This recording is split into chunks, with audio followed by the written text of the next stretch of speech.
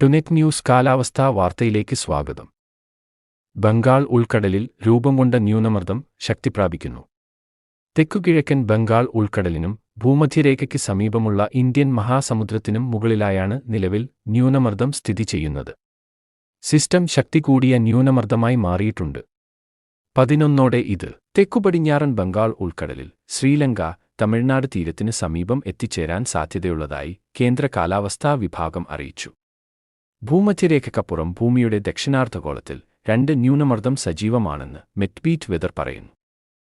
ഉത്തരാർദ്ധഗോളത്തിൽ ബംഗാൾ ഉൾക്കടലിലെ ന്യൂനമർദ്ദത്തെ കൂടാതെ പസഫിക് സമുദ്രത്തിലെ മറ്റൊരു ന്യൂനമർദ്ദവും സജീവമായി നിലകൊള്ളുന്നുണ്ട്. ഉത്തരാർദ്ധഗോളത്തിലും ദക്ഷിണാർദ്ധഗോളത്തിലും 2 വീതം ന്യൂനമർദ്ദം സ്ഥിതി ചെയ്യുന്നുണ്ട്.